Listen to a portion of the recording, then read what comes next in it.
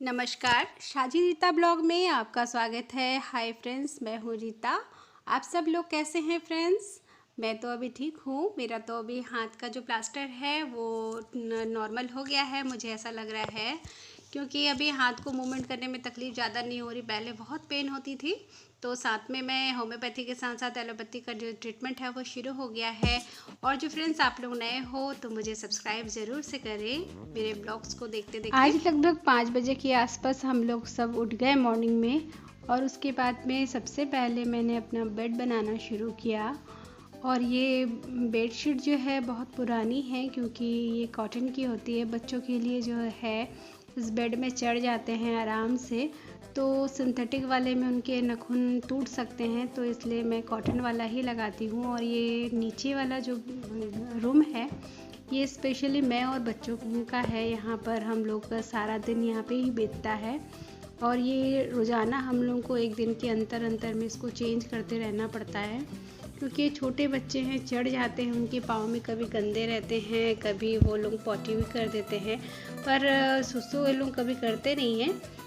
Potty अगर रह जाती है तो ये सब का प्रॉब्लम रहता है, तो इसलिए मैं रोज़ाना ये सब चेंज करने का ही मैं कोशिश करती हूँ। घर में ऐसे छोटे बच्चे रहते हैं, छोटे जो पेट्स होते हैं उनका जो है, जिनका हेयर फॉल होता रहता है, उससे एक प्रॉब्लम आती है। तो ये समस्याएं तो जो भी एनिमल्स को पालते हैं उनको पता है ये सब के बारे में। तो जब हम सारी अच्छी और बुरी चीज़ों को जानकर ही हम पेट्स को पालते हैं, और हम हर अच्छी चीज़ के साथ साथ तो कुछ ना कुछ नेगेटिव चीज़ें भी रहती हैं, तो हम दोनों को ही एक्सेप्ट करना जानते हैं। जो पेट्स लवर हैं उनको ये सब चीज़ें बहुत अच्छे से मालूम है, क्योंकि ये बहुत सुंदर दिखते हैं, तो साथ ही साथ इनका जो नेचर है बहुत ही गंदा वाला भी रहता है, तो हमको उसको भी सब कुछ एडजस्ट करके चलना पड़ता है। एनीवे, तो दिन का जो शुरुआत है फ्रेंड्स, मैं ऐसे बेड बनाने से करना शुरू कर दी हूँ, और मेरे हस्बैंड किचन का काम संभाल रहे हैं। और चूँकि मुझे काटना नहीं आता है, इसलिए मेरा सब काम रुक जाता है। वो अगर काट के देते हैं तो मिक्सर में तो मैं जैसे भी तैसे ग्राइंड कर लेती हूँ, लेकिन सब्ज़ी वगैरह बनाने में मुझे लेफ़्ट हैंड से कोई परेशानी नहीं आ रहा है। जैसे चावल उतारना हुआ, या कोई डब्बा का ढक्कन ये सब हुआ, या कोई पॉट खोलना हुआ, तो ये बहुत मुश्किल पड़ता है मुझे। तो वही कह रहे हैं कि अभी जब तक काम वाली ना मिल जाए, तो वो कह रहे हैं कि तुम रेस्ट करो और दूसरे काम देखो जो तुमसे बनता है, तुम्हारे अकॉर्डिंग तुम काम चूज़ कर लो। जैसे ये छत के ऊपर पानी डालने चले गए, किचन का काम ख़त्म हो गया है, तो मैं सामने इसको झाड़ने लग जा रही हूँ, क्योंकि पत्ते भी बहुत ज़्यादा गिरते रहते हैं, और सूखे पत्तों के साथ में स्नेक भी ऐसे रोल हो करके बैठ जाती है, तो दिखता नहीं है। और छोटे छोटे कुत्ते और बिल्ली के बच्चे भी आते रहते हैं, और मेरे बच्चे लोग जो है विंडो में रहते हैं, तो मुझे इसलिए हर समय डर लगा रहता है कि स्नेक कहीं वो लोगों को बाइट ना करे। और स्नेक हमारे घर के अंदर में भी आ जाते हैं, तो रूम के अंदर आ जाते हैं, ऊपर वाले फ्लोर में भी चल जाते हैं, तो इसलिए हम लोगों को बहुत नज़र रखना पड़ता है इन सब चीज़ों के बारे में, क्योंकि आजू बाजू में बहुत ज़्यादा पॉन्ड्स है, और गर्मी का सीज़न है, तो पानी वाला स्नेक जो है वो घर में आ जाता है। और या फिर दानास बोलते हैं हम लोग, वो भी आ जाता है, यानी बहुत जहरीले वाले जानवर जो है वो भी अंदर आ जाते हैं। एनिमल्स का तो फ्रेंड है, जो मुझे रेप्टाइल्स होता है उससे बहुत डर लगता है। मुझे रेप्टाइल्स बिल्कुल पसंद नहीं है, उनका जो एक्टिविटी है उनसे ही मुझे बहुत डर लगता है। तो बड़े बड़े सांप का हमारे यहाँ पे बहुत आतंक है, तो इसलिए मैं इनसे थोड़ा संभाल के रहती हूँ। तो मेरे हस्बैंड का खाना वगैरह बनाना हो गया है, तो थोड़ा सा सब्ज़ी काट के रखे थे शाम के लिए, तो मैं तुरंत वो नहाने के लिए जैसे ही गए तो मैं तुरंत ये सब सब्ज़ी बैठाने लग गई।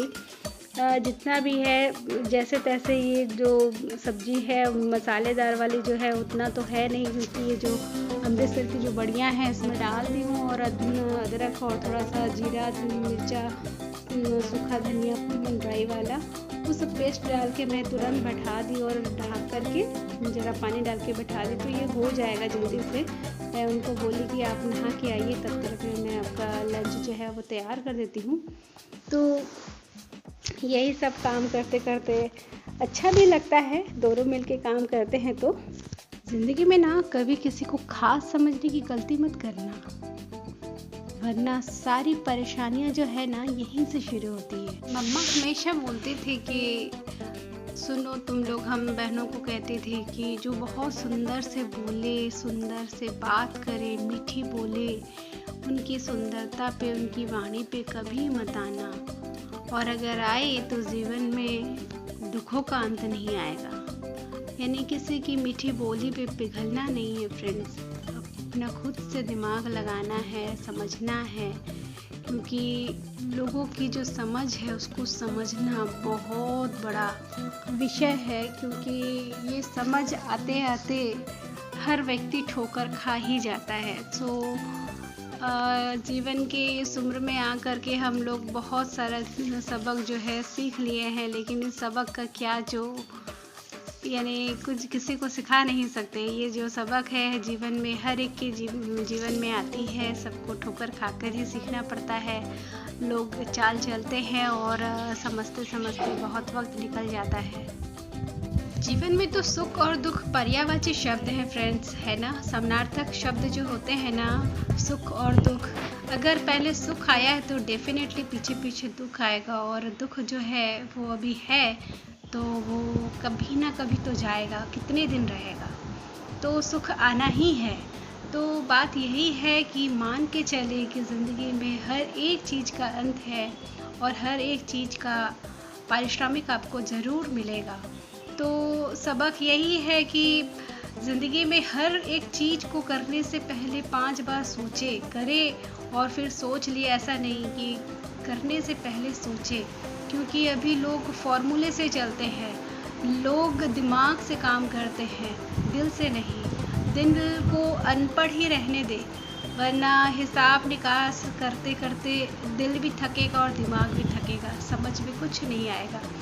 खैर बहुत मजाक हो गए, मजाक मजाक में पता नहीं क्या क्या कह गई मैं फ्रेंड्स। तो ये घर की साफ़ सफाई हो गई है और मैं हमारी अंजना के पीछे पीछे चलती हूँ। वो काम करके दरवाज़ा बंद करके चली जाती है, लेकिन फिर भी मुझे दरवाज़ा लगाना पड़ता है, क्योंकि बाहर से कोई भी अंदर आ जाता है तब मुझे परेशानी होती है, डर लग जाता है, कोई भी आ जाता है फ्रेंड्स यहाँ। तो ये छत के ऊपर में मैं जब आई तो देखी चिड़ियों का जो पॉट था वो खाली था, तो मेरे से देखा नहीं गया। मैं जैसे तैसे थोड़ा थोड़ा पानी लेके इसमें डाल दी। और यहाँ एक लोटस का प्लांट है और चिड़िया जो है ये लोटस के जो पॉट है वो बड़ा सा, उसमें डूब करके नहाती हैं। ये देखिए इसमें वो डूबती हैं, डूब डूब के नहाती हैं, तो उनको अच्छा लगता है। तो मेरे हस्बैंड बोले कि वो पौधा ख़त्म हो जाए तो हो जाने दो, लेकिन चिड़िया लोगों को उसी में पानी डालो और वो लोग नहाएंगी। तो यही है कि अभी पेड़ पौधे जो है अभी लाइन पे आ गए हैं, पहले की तुलना में अभी अच्छे दिख रहे हैं। और कुछ प्लांट्स जो हैं जिसमें फ्लावरिंग हो रही हैं अच्छे से। अभी समर सीज़न में ये जो मंदार के फूल हैं ये थोड़े अच्छे खिलते हैं। सीज़न तो वैसे ये हाइब्रिड वाले हैं तो सारे टाइम खिलते हैं, लेकिन अभी गर्मी में भी इनका अच्छा टाइम आता है और ठंड में भी, बहुत ठंड में भी अच्छे खिलते हैं। बारिश में थोड़े कम हो जाते हैं, मैंने इनको देखा है। और ये छत की साफ़ सफाई मैंने पहले ही दिन कर लेती हैं, क्योंकि मुझसे मॉर्निंग में ये सब झाड़ू वगैरह नहीं होता है। मेरे से लेफ़्ट हैंड में जितना बना मैंने साफ़ कर लिया छत को, क्योंकि गुलाब की जो स्टेम थे वो काट के उन्होंने यहाँ वहाँ फैला दिए थे और चिड़िया लोगों ने। तो मेरे हस्बैंड काट के जल्दी चले गए और मैं ये सबको उठा के छत से नीचे फेंकी, फिर उसको फिर आग से जला दी, क्योंकि कांटे जो है वो ज़मीन में पड़े रहते हैं तो भी वो मैश नहीं होते हैं और हाथ में चुभते हैं जहाँ भी पकड़ो। तो ये छत से मैं ये थोड़ा सा भाजी तोड़ के लेके आई बच्चों के लिए, और ये बच्चे बहुत प्यार से खाते हैं। ये गमले में, ये जो बोरी होती है ना, गमले में बोरी में कहीं कहीं इसके बीज गिरे हुए थे, तो ये बहुत सुंदर भाजी आया है। तो और ये लोग बहुत प्यार से खाते हैं। तो मैं ये बच्चा आया हुआ दोनों में एक कहीं वापस नहीं आया, तो मैं बोली कि चल तू ही खा ले। तो खाया, लेकिन वो डरता है, हाथ में सब लगा हुआ है ना, तो देख कर के डरता है, भागता है। तो फिर भी बच्चे को बुलाई खाने के लिए, तो खा के चले गए। बच्चा का पेट भरा हुआ है, इसको मैं चावल देने की कोशिश की तो वो नहीं खाया, सिर्फ बिस्किट खाने आता है। थोड़ा सा इसको पकड़ लेती हूँ तो फिर वो चला जाता है। मॉर्निंग के टाइम में ना फ्रेंड्स, मुझे रोटी बनाने में असुविधा हो रही है। तो मैं जैसे डोसा बनता है ना, ठीक उसी तरह आटा में थोड़ा पानी ज़्यादा डाल करके लिक्विड बना लेती हूँ, और उसके बाद जैसे डोसा का बैटर बनाया जाता है वैसे उसमें थोड़ा सा नमक डाल के मैं फ्राई पैन में थोड़ा सा तेल चिपका कर उसको फैला लेती हूँ, और उसी से मैं रोटी के जैसे वो बन जाता है। तो मैं खा लेती हूँ, 1 या 2 बना लेती हूँ, तो मेरा इससे हो जाता है। अभी पहले जैसे रोटियां बनाना तो असंभव है, मेरे हस्बैंड से रोटी नहीं बनाई जाती। तो अभी यही मेरा चल रहा है। या तो फिर मैं वो जो मुरमुरे होते हैं, मुरमुरे के साथ तो उसको पानी में भिगो के धो लेती हूँ, और फिर सब्जी के साथ में उसको मिला के खा लेती हूँ। मॉर्निंग का टिफ़िन मेरा ये बन जाता है, मेरा हो जाता है, क्योंकि मेरे हस्बैंड तो चावल खा के जाते हैं। वो ये मैं शाम का जो होता है ना, उसके लिए मैं भिगो के रख दे रही हूँ सुबह ही। जैसे सुबह बोलने से ये 10:30-11 बजे का टाइम है, और इस समय मैं इसको भिगा के रख देती हूँ थोड़ा सा। और जैसे ही ये भीग जाते हैं तो शाम के वक्त इसका पानी मैं वापस से फेंक दूँगी। फिर जैसे 8:30 पौने 9 बजते हैं तो मैं इसको बैठा दूँगी। तो बहुत थोड़े से चावल है और जल्दी भी पक जाएंगे। तो इसी तरह से मैं अपना काम जो है पहले से निपटा के रख देती हूँ। ये कुछ धोने के लिए कपड़े हैं, तो ये धीरे धीरे पॉट में भर के ले जाती हूँ, और ले जा कर के मशीन में डाल देती हूँ। और इस तरह से रोज़ाना मेरा और शाम का उनका कपड़ा वो स्वयं मशीन में डाल देते हैं। तो रोज़ाना जो कपड़ा निकलता है हम लोगों का, मशीन में डाल के धोने से इजी हो जाता है मुझे। और एक टाइम में जब मुझे मिलेगा तो उसके बाद में आकर इसको मैं सुखा दूँगी। इस तरह से मैं अपना रूटीन मेंटेन कर रही हूँ फ्रेंड्स। अभी ये है। फ्री वक्त के समय मैं तो घर में बैठ कर के अपना मनपसंद ड्राइंग करती थी, या कुछ लिखने का मन होता था तो लिखती थी। पर अभी तो कलम से लिखा नहीं जाता है, मन की बातें मन में ही रह जाती हैं। कुछ दिमाग में आता है ड्राइंग करने का तो वो मैं नहीं कर पाती हूँ। अफसोस इस समय लगता है, जब सोचते हैं बहुत कुछ करें लेकिन कुछ करने को मिलता नहीं है, होता नहीं है अपने से, तो तकलीफ होती है उस वक्त। तो ये मशीन में कपड़े उपड़े डालने के बाद में थोड़ा सा मुझे याद आया कि एक पुस्तक आया है ईयरली का, रेलवे राजभाषा से।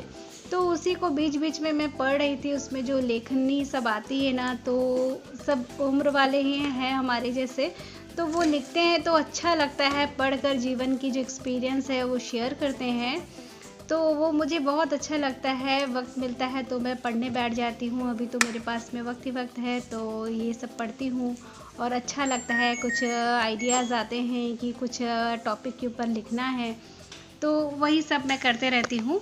ऐसे ही एक पत्रिका आया है युग चेतना बोलकर, उसमें मैं पढ़ रही थी, तो उसमें कुछ टॉपिक मुझे बहुत दिलचस्प लगे। जैसे ये है प्रदूषण की समस्या। तो फ्रेंड, जिसके दिमाग में दूषण है उसका क्या करे, उसका समाधान कैसे है, बताइएगा। अगर ये टॉपिक आपको अच्छा लगे तो सोचिएगा एक बार ज़रूर से। तो फ्रेंड्स, आप लोग सब अच्छे से रहिएगा। फिर वापस मिलूँगी बहुत जल्द किसी और अच्छे से ब्लॉग में को लेकर, अच्छे से बनाने की कोशिश करूँगी। तब तक के लिए बाय फ्रेंड्स।